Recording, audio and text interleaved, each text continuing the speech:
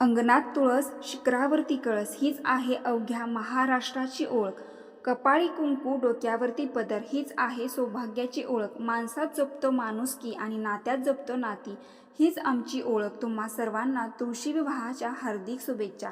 श्री शिवाय नमस्तुभ्यं. हर हर महादेव. ओम नमो भगवते वासुदेवाय नमः. नमस्कार मैत्रिणींनो, स्वागत आहे तुमचे सर्वांचे आपल्या आध्यात्मिक शिवपुराण या चॅनलवरती.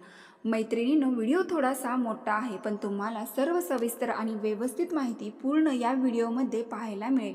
त्यामुळे व्हिडिओ कुठेही स्किप न करता व्हिडिओ पूर्ण पहा आणि आपल्या चॅनलवर नवीन असाल तर सबस्क्राईब करून कमेंट बॉक्समध्ये ओम नमो भगवते वासुदेवाय नमः टाईप करा आणि लाईकही करा. तुलसी विवाह घरच्या घरी अगदी सोप्या पद्धतीने पण शास्त्रशुद्ध आणि संपूर्ण विधीसह कसं करायचा हे मी तुम्हाला आजच्या व्हिडिओमध्ये सांगणार आहे.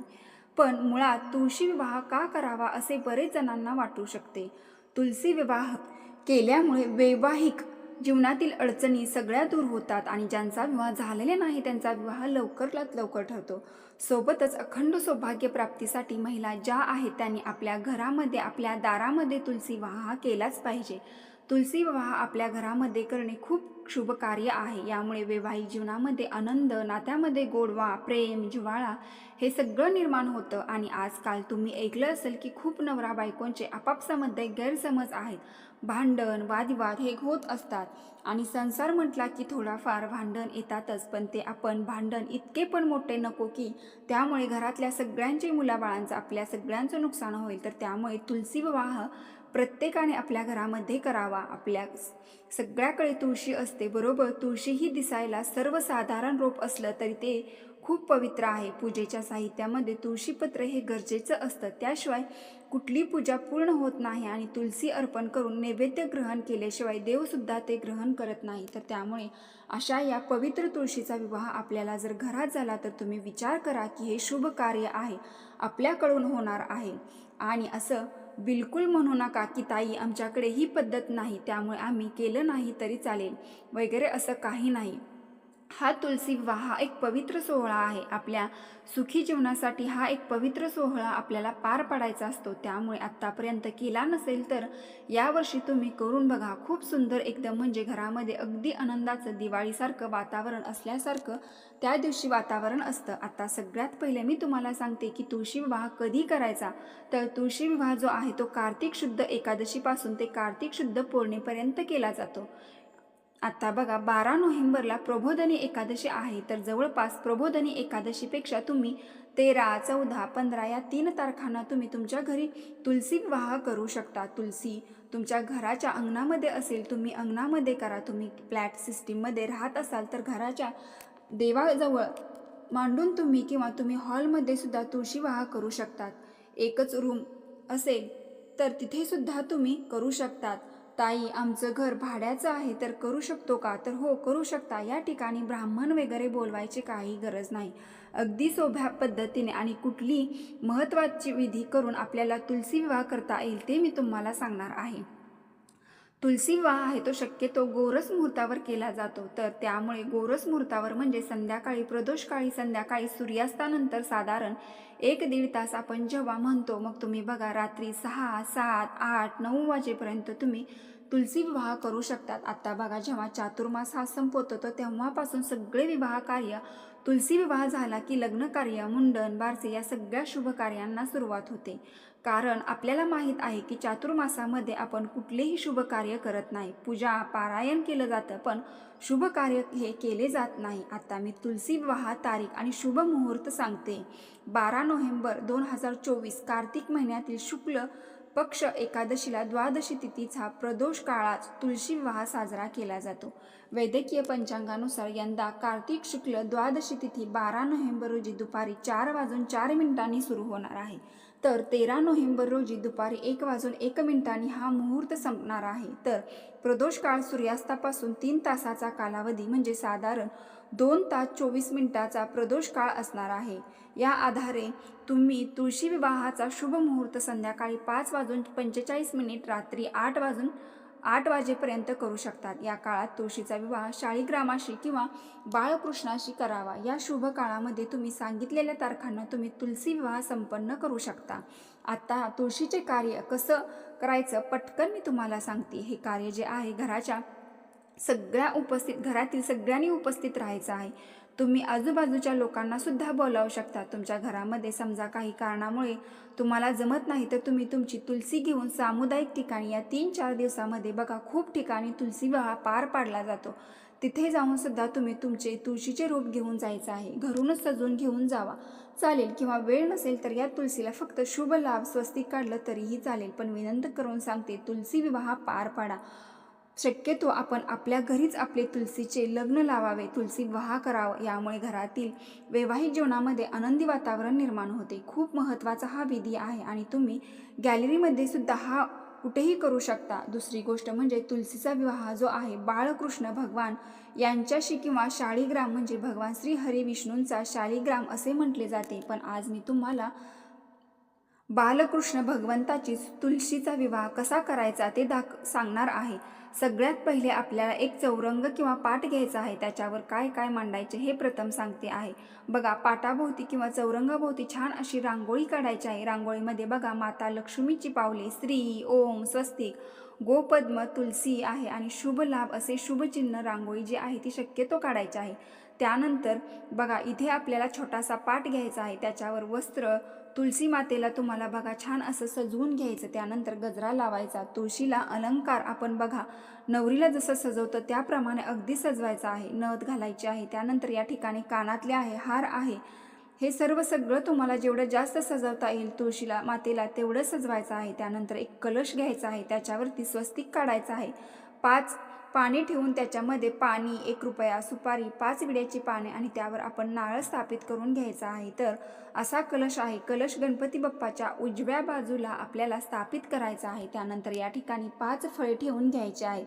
दिवाळीचे सामान यामध्ये बघा चिवडा, चकली, करंजी, अनारसे, लाडू, शंकरपाळी, शेव, आपण जो दिवाळीचा आता फराळ केला होता त्या फराळाचा नैवेद्य दाखवायचा आहे. त्यानंतर बघा चिंच, बोरं, आवळा हा नैवेद्य अतिशय महत्त्वाचा आहे. आता तुम्हाला बाजारामध्ये मिळून जाईल. त्यानंतर पाण्याने भरलेले तांब्या आहे. तुळशी मातेला आपण लग्न झाल्यानंतर ओटी अर्पण करणार आहे. तर या ओटीमध्ये बघा खण घ्यायचा आहे. इथे हिरव्या रंगाचा खण, त्यावर नारळ शृंगाराचे दागिने घ्यायचे आहेत आणि या ठिकाणी बघा हळकुंड, खारी, खोबरे, सुपारी, बदाम आणि मणी मंगळसूत्र हे जे आपण सवाष्णी महिलांच्या ओटीमध्ये देतो तर हे सगळं सामान आहे. सवाष्णी महिलांचे जे शृंगाराचे दागिने असतात त्यामध्ये बघा आता हे मंगळसूत्र, त्यानंतर लाल बांगड्या, सिंदूर, काजळ, मणी मंगळसूत्र, कंगवा या सगळ्या गोष्टी यापैकी तुम्हाला जमतील त्या गोष्टी तुम्ही दाखवायच्या आहेत. आणि जे ऊस वगैरे आहेत तुळशीला व्यवस्थित 4 बाजूला बांधून घ्यायचे आहेत. जसं की 2 मामा असतील किंवा 2 मांडव म्हणून तुमच्याकडे 2 किंवा 4 ऊस मांडण्याची जी पद्धत असेल ती तुम्ही करू शकता.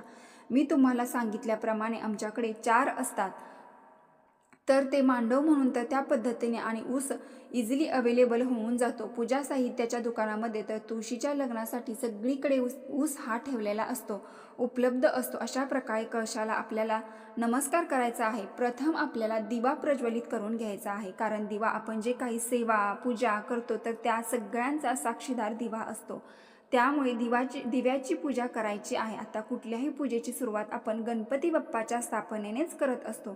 तर निर्विघ्नपणे कार्य पार पडलं जावं यासाठी आपण गणपती बाप्पाची स्थापना करतो. बाप्पा हे विघ्नहर्ता आहेत, सर्व कार्य पार पाडतात. आता अगदी सोप्या पद्धतीने गणपती बाप्पाचा अभिषेक करायचा. गणपती बाप्पांना एका तामणामध्ये घेऊन 11 वेळेस पाण्याने, 11 वेळेस दुधाने, परत 11 वेळेस पाण्याने ओम गण गणपते नमः, ओम गण गणपते नमः, ओम गण गणपते नमः 11 वेळेस पाण्याने झालं की 11 वेळेस दुधाने, परत 11 वेळेस पाण्याने असं आपल्याला अभिषेक करायचा आहे. आता गणपती बाप्पांची मूर्ती जी आहे ती स्वच्छ पुसून घेऊन चौरंगावरती खाली अक्षता ठेवायच्या इथे आणि त्यावरती गणपती बाप्पांची मूर्ती स्थापित करावी आणि गणपती बाप्पा आपल्याला मान सन्मान करायचा आहे. गणपती बाप्पा मी तुम्हाला हळद कुंकू अक्षता अर्पण करत आहे. गणपती बाप्पा मी तुम्हाला दुर्वा अर्पण करत आहे. गणपती बाप्पा मी तुम्हाला फूल अर्पण करत आहे. गणपती बाप्पा गुळ खोबऱ्याचा नैवेद्य इथे पाण्याचा भरीव चौकोन काढायचा आणि त्यावर हे गुळ खोबरं नैवेद्य पाणी फिरवायचं आणि बाप्पांना मनापासून प्रार्थना करायची आहे की हे गणपती बाप्पा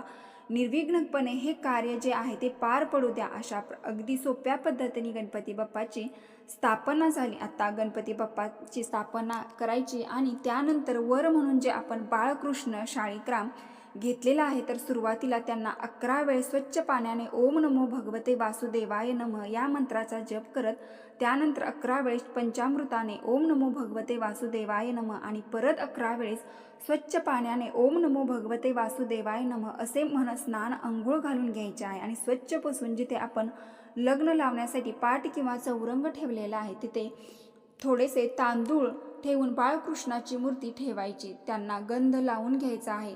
त्यांना सुद्धा फूल वगैरे जे काही आहे ते सगळं अर्पण करून घ्यायचं आहे. आणि आता आपण खऱ्या अर्थाने तुळशीचे लग्न जे आहे ना ते लावणार आहोत. तुळशीला बाळकृष्णांना वस्त्रमाळा, ज्याला आपण कापसाचे वस्त्र म्हटलं जातं, ते सुद्धा आवर्जून आपण अर्पण करायचे आहे. या दिवशी तुळशीला नैवेद्य जो आहे तो नैवेद्याचा मान हा चिंच आणि आवळ्याचा आहे. त्यामुळे आवर्जून एखादं 2 आवळे आणि चिंच जी आहे ती एका वाटीमध्ये किंवा प्लेटमध्ये ठेवून तुम्हाला याचा नैवेद्य दाखवायचा आहे. बऱ्याच ठिकाणी लाह्यांचा सुद्धा नैवेद्य दाखवला जातो किंवा तुमच्याकडे जे नैवेद्य दाखवण्याची पद्धत असेल तो नैवेद्य तुम्ही दाखवू शकता. आता आपल्याला काय करायचं आहे, मांडव पण धरलेला आहे. त्यानंतर तुम्हाला मंगलाष्टिका म्हणायच्या आहेत. 5 मंगलाष्टका तुम्हाला म्हणायच्या आहेत. गुगलवर तुम्ही टाका तुम्ही तुलसी विवाह मंगलाष्टिका, तर तुम्हाला एक PDF मध्ये येऊन जातील. त्याची प्रिंट काढून तुम्ही घेऊ शकता आणि इझिली त्याच्यामधून तुम्ही मंगलाष्टका म्हणू शकता. बाकी तुम्ही फोनमधून जरी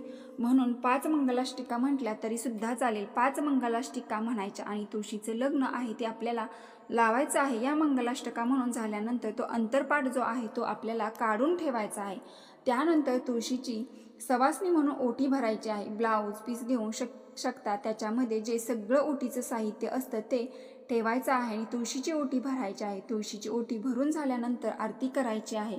सुरुवातीला गणपती बाप्पाची आरती, त्यानंतर भगवान विष्णूंची किंवा कृष्णांची आरती म्हणायची आणि त्याच्यानंतर तुळशीची आरती म्हणायची आहे.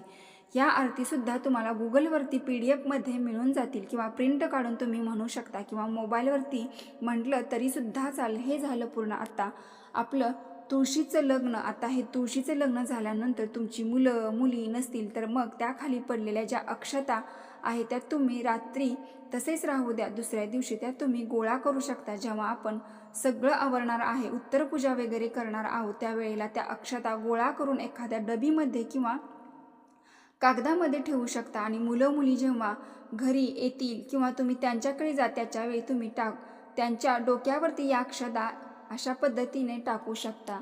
तर यामध्ये या अक्षता त्या मुलांच्या डोक्यावरती का टाकायच्या आहेत, तर ते त्या मुलांचे विवाह लवकर जमत नसतील तर ते विवाह लवकर जुळून येतील. अशा पद्धतीने, अशा साध्या सोप्या पद्धतीने तुळशीचे लग्न लावायचं आहे. आणि तुळशीचं लग्न वगैरे लावून सगळं झाल्यानंतर जे तुम्ही प्रसाद आपण दाखवलेला आहे, जो काही आवळा चिंच जे काही फळे वगैरे असतील ते आपण घरातील सर्वांनी मिळून खायचे आहेत. तर मैत्रिणींनो, व्हिडिओ आवडला असेल तर आपल्या व्हिडिओमध्ये कमेंटमध्ये ओम नमो भगवते वासुदेवाय नमः नक्की टाईप करा, लाईक करा. ओम नमो भगवते वासुदेवाय नमः. ओम श्री महालक्ष्मी नमः. हर हर महादेव. धन्यवाद.